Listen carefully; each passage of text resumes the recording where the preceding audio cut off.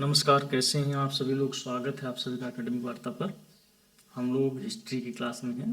पिछली क्लास में जहाँ तक पढ़ा उसी के आगे हम लोग प्रारंभ करेंगे। आज नया टॉपिक प्रारंभ करने वाले हैं मौर्य साम्राज्य। लगभग यूजीसी नेट के सिलेबस के हिसाब से पहला यूनिट समाप्त हो गया है। मौर्य साम्राज्य जो है दूसरे यूनिट में है। अभी तक हम लोगों ने मगध साम्राज्य तक का अध्ययन किया। इसमें हम लोगों ने इस तरीके से देखा कि सबसे पहले जन, फिर महाजनपद,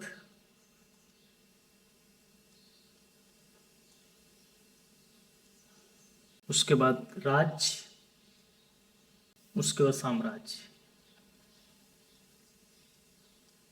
आज हम लोग मौर्य साम्राज्य के विषय में पढ़ेंगे। जन मतलब वो जो छोटी इकाई जनसमूह है। महाजनपद मतलब जो भौगोलिक विस्तार किया गया।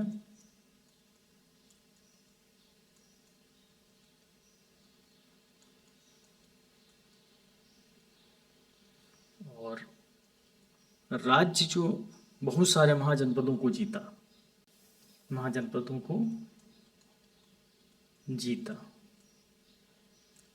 और साम्राज्य जो है, जो मगध महाजन था, उसको आधार बनाकर एक राजवंश ने अनेक राज्यों को जीता। अनेक राज्यों को जीता। यहाँ तक हम लोगों ने बहुत सारी चीज़ें पढ़ ली थी। आज हम लोग नया टॉपिक है मौर्य साम्राज्य, जिसके अंतर्गत हम लोग पढ़ेंगे सांस्कृतिक जीवन के अंतर्गत हम लोग मौर्यकालीन राजनीतिक जीवन, मौर्यकालीन सामाजिक जीवन, मौर्यकालीन आर्थिक जीवन, मौर्यकालीन धार्मिक जीवन और मौर्यकालीन स्थापत्य कला पढ़ेंगे।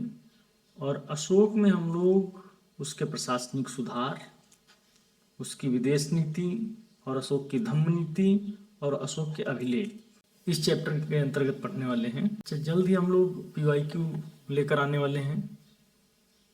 कोई सुझाव देना चाहते हैं तो आप सुझाव दे सकते हैं, आप कमेंट्स में लिख सकते हैं, या कोई डाउट आपको लगता है तो कमेंट्स में ज़रूर लिखें। हम लोग प्रारंभ करते हैं।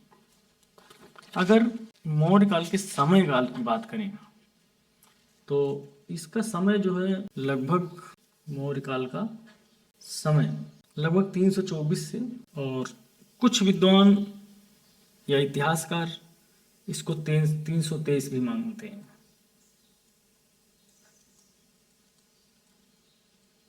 कुछ इतिहासकार 23 भी मानते हैं।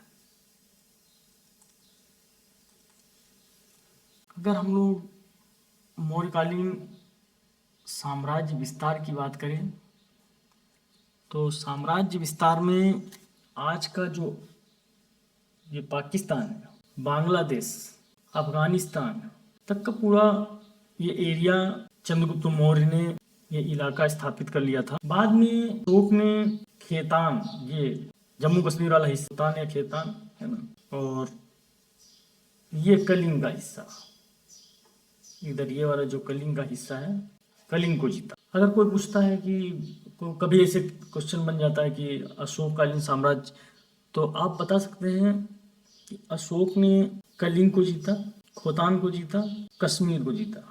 अच्छा, इसका कभी कभी पूछ लेता है अशोक ने कौन से वर्ष में जीता है, तो अपने राज्य के चौथे वर्ष में खोतान को जीता था।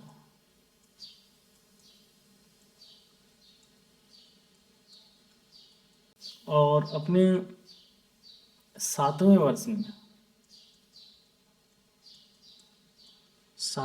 में कश्मीर को जीता। बहुत बार प्रश्न पूछा जाता है। और आठवें वर्ष, ये प्रश्न इस बार यूजीसी नेट में पूछा गया था, कलिंग को जीता।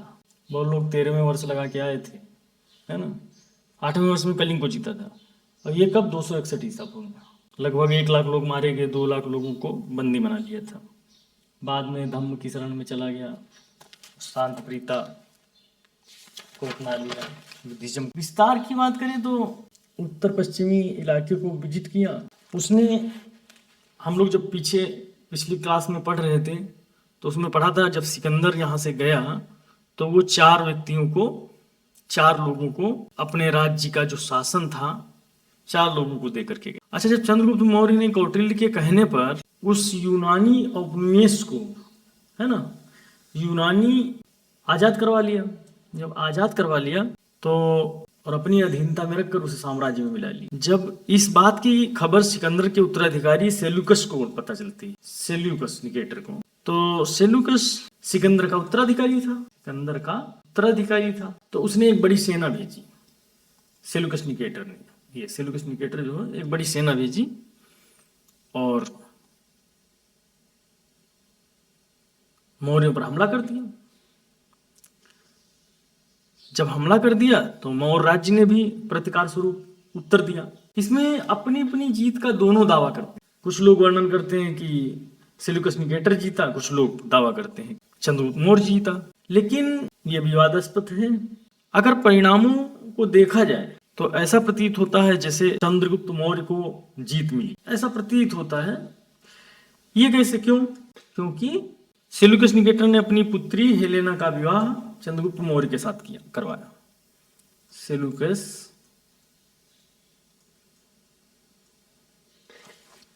निकेटर ने अपनी पुत्री का विवाह चंद्रगुप्त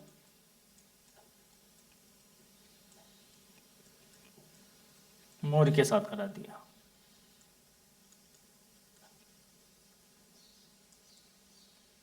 इतना ही नहीं, विवाह हो गया तो उसने दहेज दिया। दहेज में 4 राज्य दिए, 4 प्रांत दिए, काबुल, कंधार, हेरात और बलूचिस्तान। 4 हिस्से, 4 ये प्रांत दिए उसको दहेज में। तो इससे पता चलता है, इतना ही नहीं, उसके राज दरबार में मेगस्थनीज को भेजा। मेगस्थनीज ने इंडिका लिखी, मेगस्थनीज को अपना राजदूत भेजा। मेगस्थनीज उसका राजदूत था और चंद्रगुप्त मौर्य के दरबार में भेजा। इसलिए भेजा कि जो उसकी बेटी है वो ठीक से रह रही कि नहीं रह रही। उसने इंडिका लिखा। इंडिका मूल रूप से नहीं मिली है, इंडिका मूल रूप से नहीं मिली है। इंडिका के स्ट्रेबो है, जस्टिन है, प्लिनी, इनके रेफरेंस मिले। तो मौर्यकालीन इतिहास जानने के अगर स्रोत की बात करें तो सबसे पहले हम लोग अभिलेख, है ना, तो अभिलेख में चंद्रगुप्त मौर्य से लेकर अशोक तक के सारे अभिलेखों का अध्ययन किया जाएगा।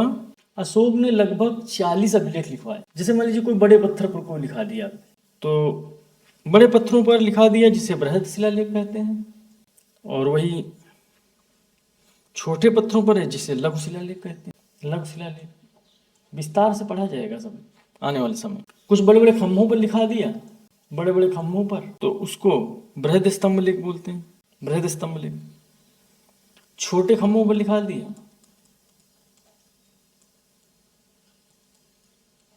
छोटे खंभों पर, तो उसे लघु स्तंभ लेख कहते हैं, लघु स्तंभ लेख।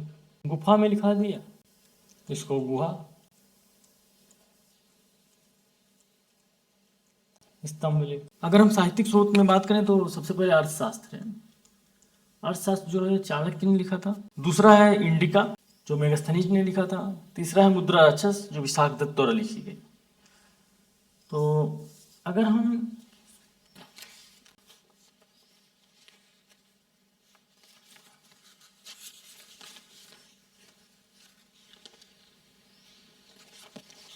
ये जो कौटिल्य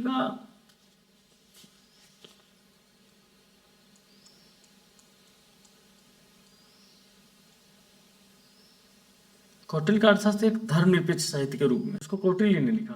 कौटिल्य मतलब चंद्रगुप्त, सॉरी, कौटिल्य मतलब चाणक्य। इसमें राजनीतिक, इसका नाम है अर्थशास्त्र, लेकिन इसमें राजनीतिक प्रशासनिक विषय को केंद्र बनाया गया है।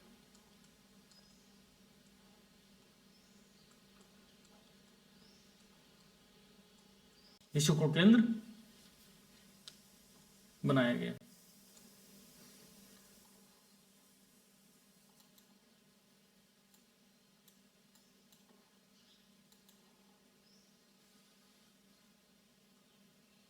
पिछली बार पूछा गया था एक प्रश्न कि अर्थशास्त्र कितने अधिकरणों में विभाजित है ना? तो ये 15 अधिकरणों में विभाजित है। 15 अधिकरणों मतलब अध्यायों। ये यूजीसी में प्रश्न पूछा गया है पिछली बार, कितने अधिकरणों में विभाजित है। इसमें राजा और राज्य के कर्तव्यों का वर्णन किया गया है ना? राजा और राज्य के कर्तव्यों का, राजा और राज्य के कर्तव्यों का वर्णन किया गया है। कौटिल्य ने राज्य को 7 वर्गों में विभाजित, 7 अंगों में विभाजित किया। कौटिल्य ने राज्य को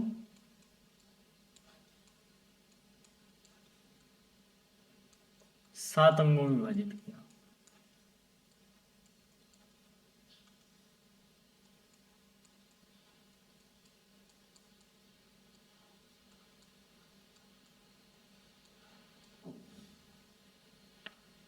इन अंगों में सम्राट है, अमात्य है, दुर्ग है, कोष है, बल मतलब आर्मी, बल है, मित्र है, इस तरीके से।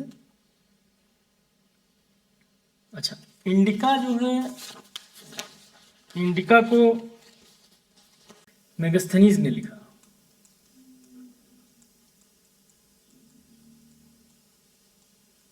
इंडिका को मेगस्थनीज ने लिखा। ये सेल्यूकस द्वारा भेजा गया एक यूनानी राजदूत था। इसको सेल्यूकस ने भेजा था। अभी हमने बताया सेल्यूकस की पुत्री थी हेलिना, उसकी शादी हुई थी चंद्रगुप्त मौर्य के साथ।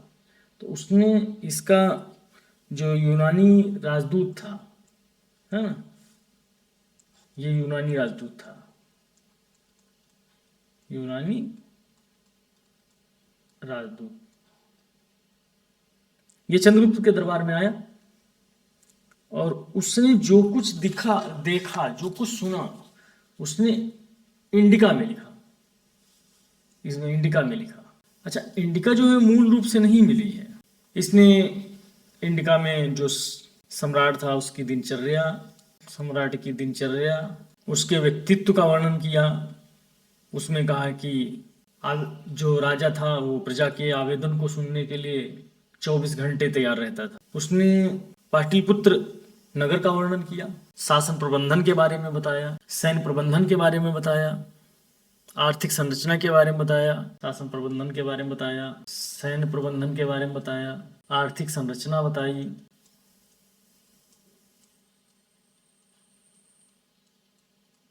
इंडिका की बात कर रहे हैं हम लोग। सामाजिक दशा बताई, सामाजिक दशा बताई। अच्छा, मेगस्थनीज के अनुसार भारतीय समाज जो है ना, भारतीय समाज 7 वर्गों में विभाजित है।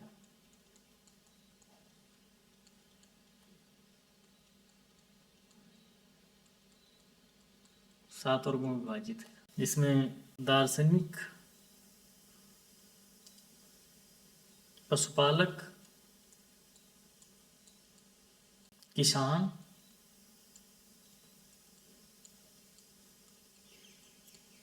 शिल्पी,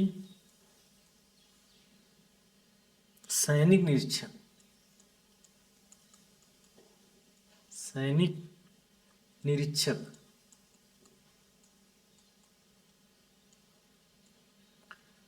ये उसकी अज्ञानता है।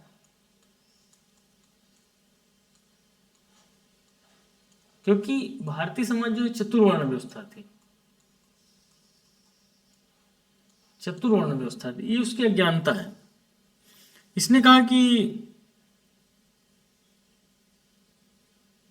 इसने दासों पर प्रकाश डाला। इसने कहा दास नहीं होते थे भारत में दास नहीं होते थे। जबकि चाणक्य ने दासों का वर्णन किया, उसने कहा अकाल नहीं पढ़ते थे, जबकि अकाल का वर्णन है। तो उसकी थोड़ी सी ये भ्रमक बातें, अज्ञानता है। नेक्स्ट है मुद्रा राक्षस। मुद्रा राक्षस विशाखदत्त द्वारा लिखी गई है। ये पूछा जाता है विशाखदत्त द्वारा, ये गुप्त काल में लिखी गई। इसमें मौर्य वंशावली प्राप्त होती। अच्छा, चंद्रगुप्त मौर्य के अगर साम्राज्य विस्तार की बात करें, तो सुदूर पूर्ववर्ती सीमा की बात करें तो एक चंद्रगुप्त मौर्य का प्रस्तर शिलालेख मिला है। ये आधुनिक बांग्लादेश में जिला जिला बोगरा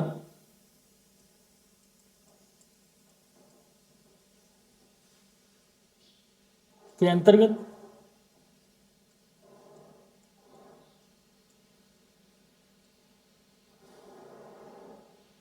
महास्थान नाम है।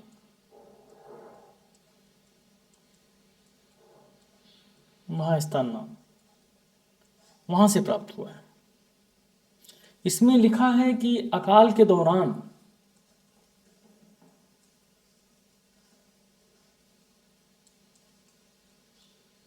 बहुत पूछा जाता है बस।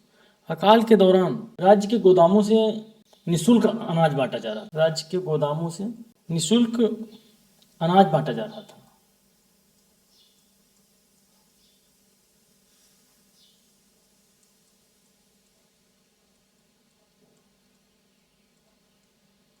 मतलब दुर्भिक्ष पड़ते थे। इससे पता चलता है कि राजा दान पुण्य का कार्य कर रहा है। तो दान पुण्य का पूर्ण काम कहाँ करेगा? अपने ही बाउंड्री के अंदर करेगा, जहां तक उसका साम्राज्य है, साम्राज्य सीमा के अंतर्गत ही कर रहेगा कार्य। तो इससे यह पता चलता है जो सुदूर पूर्वी क्षेत्र है वो बांग्लादेश तक था। पूर्व में बांग्लादेश तक इसका विस्तार था। अगर उत्तरी सीमा की बात करें, अगर बिंदुसार की बात करें, तो बिंदुसार ने ना कोई साम्राज्य विस्तार किया और ना अपने हाथ से साम्राज्य को जाने दिया। ये तक्षशिला या फिर हम लोग जब अशोक को देखते हैं, अशोक के समय में जम्मू कश्मीर वाला हिस्सा जो है उसको जीता।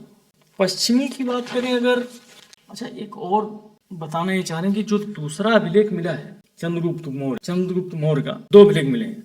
ये एक आधुनिक गोरखपुर के निकट एक सौगोरा नामक है। सौगोरा नामक स्थान पर एक ताम्रपात्र का लेख मिला है जिसपे वही बात लिखी है जो महास्थान नामक अभिलेख पर लिखा है। तो ये दोनों पूछा जाता है कि जो दुर्भिक्ष पड़ जाता था तो राजा ने निशुल्क अनाज वितरण किया, तो कौन से अभिलेख में मिलता है? तो सौगोरा और आपका महास्थान नामक अभिलेख। इससे पता चलता है कि चंद्रगुप्त मौर्य जो है पूरे उत्तर भारत में उसका कब्जा था इस तरीके से। पश्चिमी भारत की बात करें तो एक जगह आप लोग खूब सुने होंगे, जूनागढ़। ये गुजरात में पड़ता है।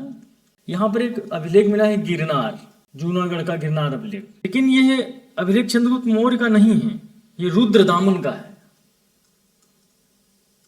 रुद्रदामन का जूनागढ़ अभिलेख। इसकी कहानी क्या है? दरअसल जब ये रुद्रदामन गुजरात गया तो उसने देखा एक वहाँ कृत्रिम झील दिखाई दी उसे। उसने पूछा ये झील कैसी है लोगों से, व्यक्तियों से वहाँ के। तो उन्होंने बताया कि साहब ये झील एक सम्राट ने बनवाई थी और टूट गई थी, और इसका जीर्णोद्धार अशोक ने करवाया था और ये फिर से टूट गई है।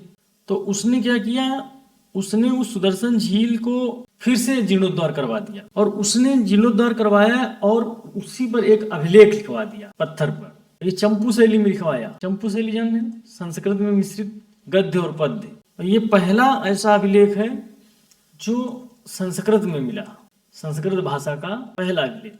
अच्छा, इसमें ये पूछा जाता है कभी कभी मिलान के लिए कि सौराष्ट्र का जो अशोक के समय में कौन राज्यपाल था या चंद्रगुप्त के समय में कौन राज्यपाल था, ये आपको देखना है। चंद्रगुप्त मौर्य के समय में कौन राज्यपाल था, इस तरीके से अच्छा लिखा दे। तो चंद्रगुप्त के समय सौराष्ट्र का प्रांतपति पुष्यगुप्त, या बनी है पुष्यगुप्त, और सम्राट अशोक के समय तुषास्प था।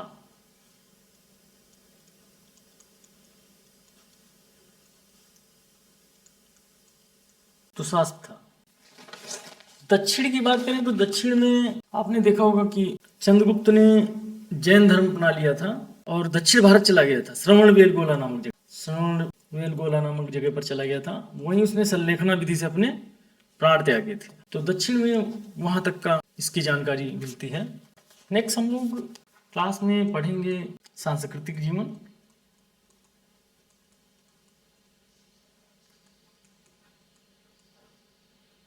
नेक्स्ट क्लास में हम लोग पढ़ेंगे सांस्कृतिक जीवन। सांस्कृतिक जीवन के अंतर्गत मौर्यकालीन राजनीतिक जीवन।